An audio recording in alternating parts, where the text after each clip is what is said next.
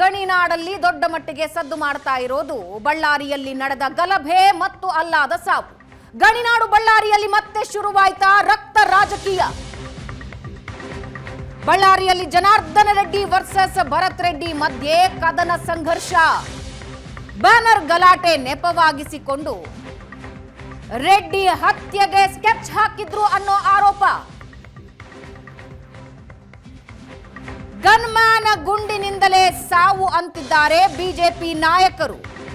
ಒಬ್ಬನ ಹತ್ಯೆ, ಶಾಸಕರ ಹತ್ಯೆಯ ಯತ್ನ, ಇಷ್ಟಾದ್ರೂ ಕ್ರಮ ತೆಗೆದುಕೊಂಡಿಲ್ಲ. ಬಿಜೆಪಿ ನಾಯಕರ ಆರೋಪ ಇದು. ಇದುವರೆಗೂ ಯಾರನ್ನೂ ಬಂಧಿಸಿಲ್ಲ ಅಂತ ಕೇಸರಿ ಪಡೆ ಆಕ್ರೋಶ ಹೊರಹಾಕಿದೆ. ರಾಜ್ಯ ಕಾಂಗ್ರೆಸ್ ಸರ್ಕಾರ ರಾಜಕೀಯ ಮಾಡ್ತಾ ಇದೆ ಅಂತ ವಾಕ್ಸಮರ ನಡೆಸಿದ್ದು, ಬಳ್ಳಾರಿಯಿಂದ ಬೆಂಗಳೂರಿಗೆ ಪಾದಯಾತ್ರೆ ಮಾಡ್ತೀವಿ ಅಂತ ಎಚ್ಚರಿಕೆ ಕೊಟ್ಟಿದ್ದಾರೆ. ಕಾಂಗ್ರೆಸ್ ಶಾಸಕ ಭರತ್ ರೆಡ್ಡಿ ಬಂಧನಕ್ಕೆ ಬಿಜೆಪಿ ನಾಯಕರು ಒತ್ತಾಯಿಸಿದ್ದಾರೆ.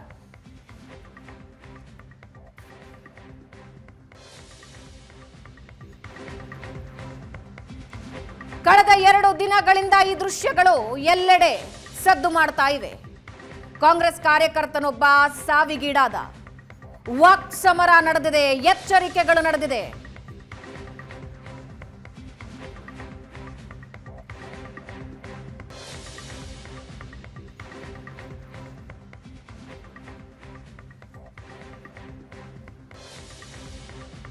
ಹಾಗಾದ್ರೆ ಬಳ್ಳಾರಿಯಲ್ಲಿ ಏನಾಗುತ್ತಾ ಇದೆ?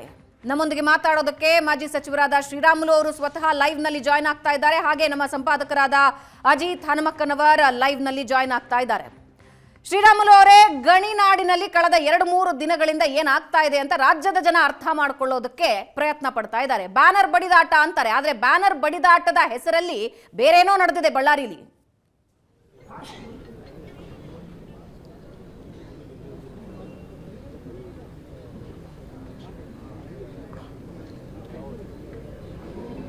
ಹಲೋ ಶ್ರೀರಾಮುಲು ಅವರೇ, ನನ್ನ ಧ್ವನಿ ಕೇಳಿಸ್ತಾ ಇದ್ರೆ ಏನಾಗ್ತಾ ಇದೆ ಬಳ್ಳಾರಿ? ಹಲೋ,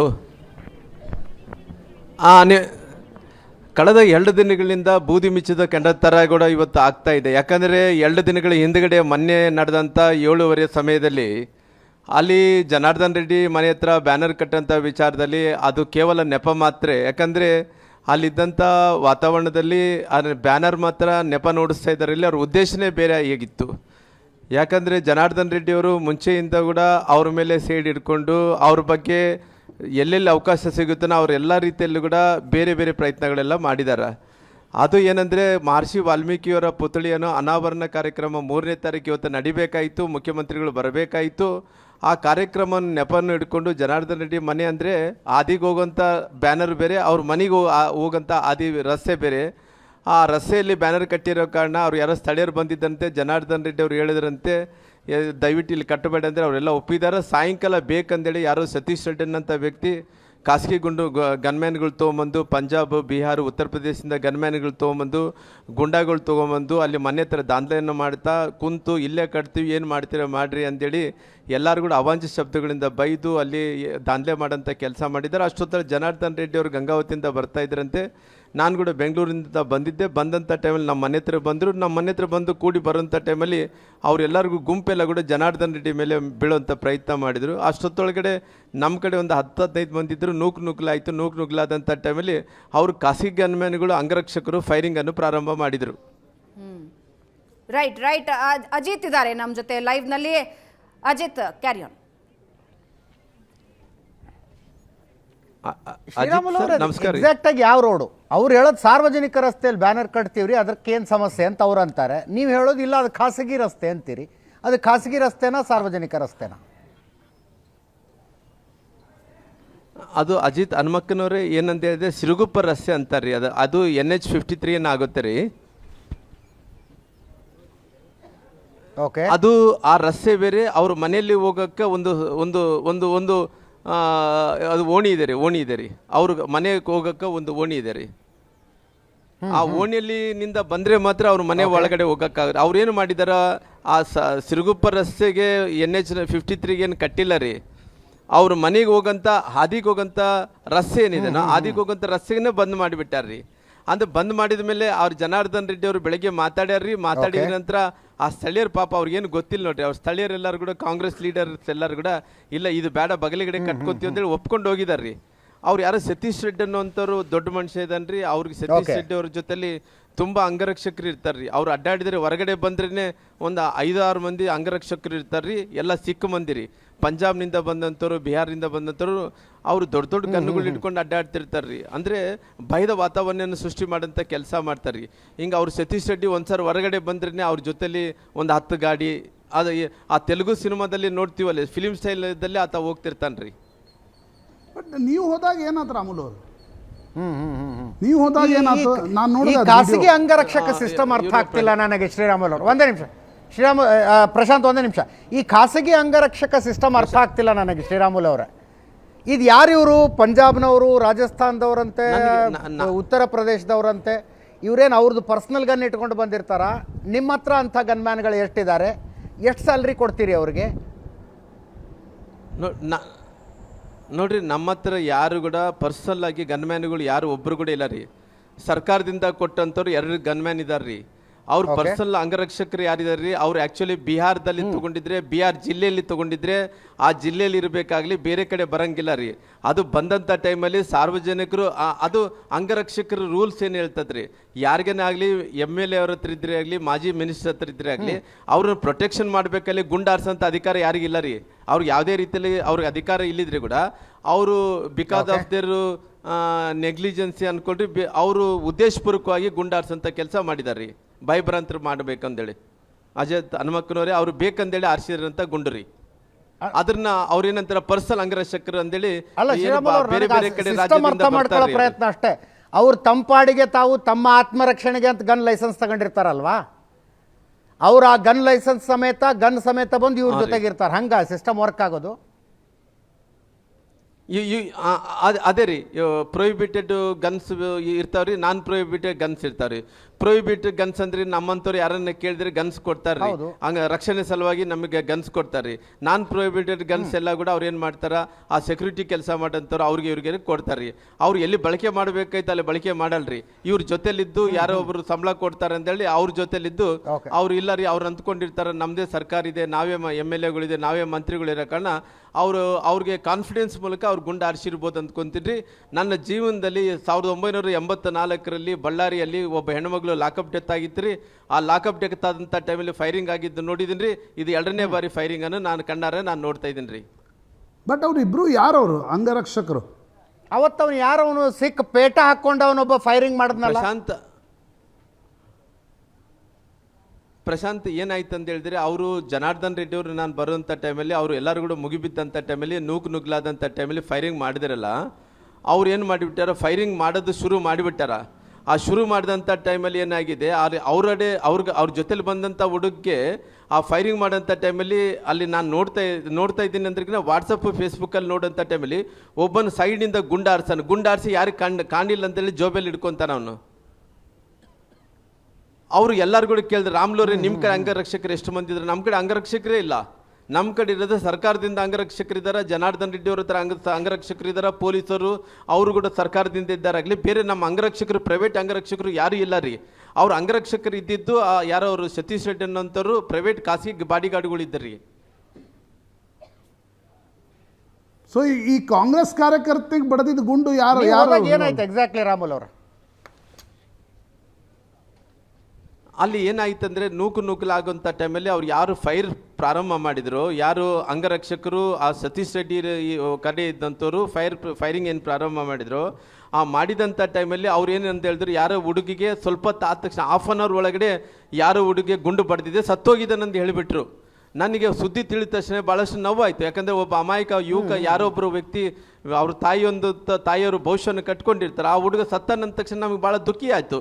ಆಮೇಲೆ ಗೊತ್ತಾಯಿತು ಯಾರಿಂದ ಗುಂಡಾರಿದೆ ಅಂತೇಳಿ ನನಗೆ ಬಂದು IG ಅವ್ರು ಕೇಳಿದ್ರು, ರಾಮ್ಲೋರಿ ನಿಮ್ಮಿಂದ ಗುಂಡಾರಿ ಇರೋ ಕಾರಣ ಅವ್ರಿಗೆ ಸತ್ತೋಗಿದ್ದಾರೆ ಅಂತ ಕೇಳಿದ್ರು.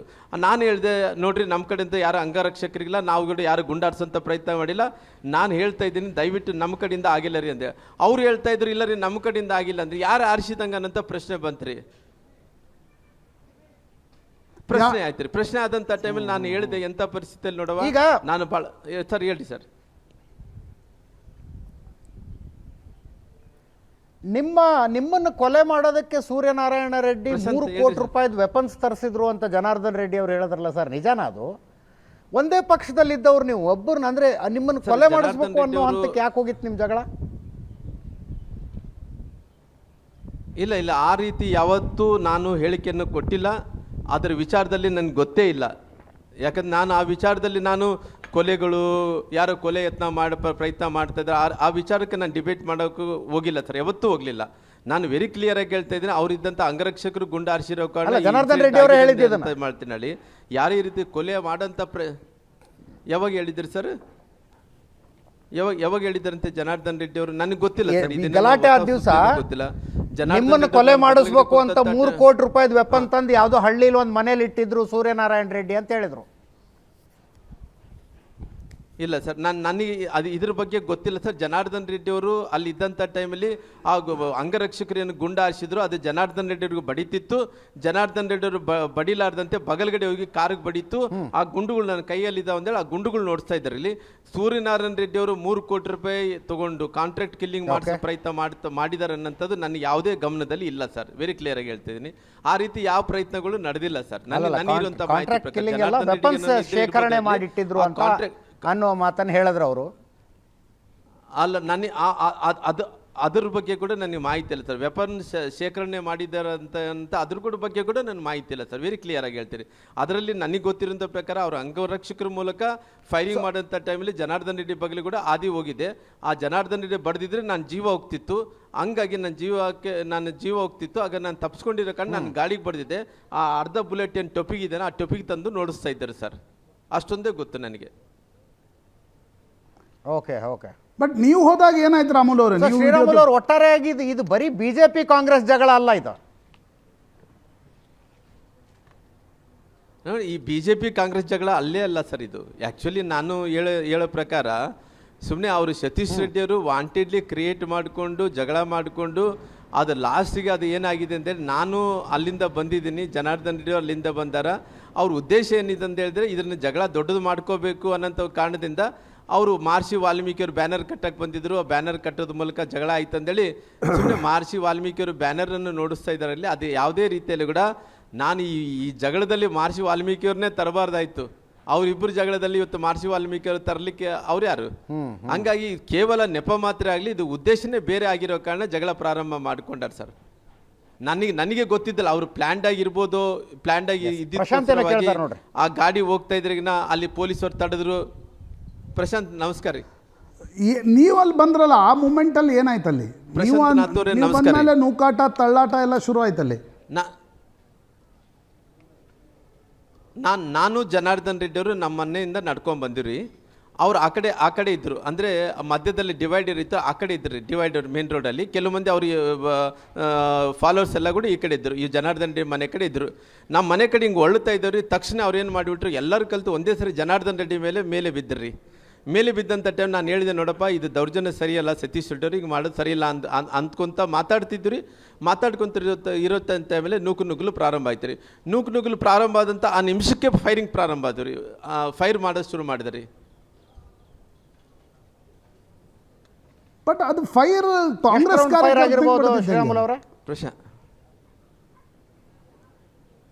ಸರ್ ಪ್ರಶಾಂತ್ ಏನು ಹೇಳ್ತಾ ಇದ್ರಿ? ಆ ಫೈರು ಕಾಂಗ್ರೆಸ್ ಕಾರ್ಯಕರ್ತನಿಗೆ ಬಡ್ದಿದ್ದಂಗೆ ಆತ ಆ ಕಡೆ ಇದ್ದ. ಇಲ್ಲ ಪ್ರಶಾಂತ್ ಏನಾಗಿದೆ ಅಂತ ಹೇಳಿದ್ರೆ, ಪಾಪ ತುಂಬ ಗನ್ಮೆನ್ಸ್ ಇದಾರಲ್ರಿ. ಆ ಸತೀಶ್ ರೆಡ್ಡಿ ಹತ್ರ ಕೂಡ ಗನ್ ಇದೆ ರೀ. ಆತ ಕೂಡ ಫೈರ್ ಮಾಡ್ಕೊಂಡನ್ರಿ. ಆ ಎಲ್ಲರೂ ಕೂಡ ಸುಮಾರಾಗಿ ಒಂದು 6-7 ಮಂದಿ ಒಂದೇ ಅಟ್ ಎ ಟೈಮಾಗಿ ಫೈರ್ ಮಾಡ್ತಾರ್ರಿ. ಎಷ್ಟು ಫೈರ್ ಮಾಡ್ತಾರೆ ಅಂದರೆ ನನಗೆ ಗೊತ್ತಿರೋಂಥ ಪ್ರಕಾರ ಒಂದು 30-40 ಬಾರಿ ಗುಂಡು ಹಾರಿಸ್ತಾರೆ ರೀ ಗಾಳಿಯಲ್ಲಿ.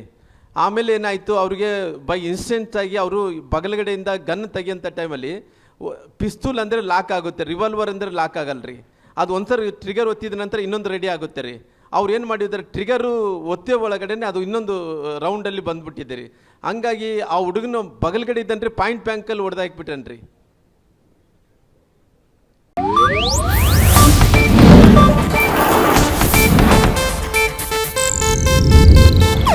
ಇದು ಏಷ್ಯಾನೆಟ್ ನ್ಯೂಸ್ ನೆಟ್ವರ್ಕ್ ಪ್ರಸ್ತುತಿ.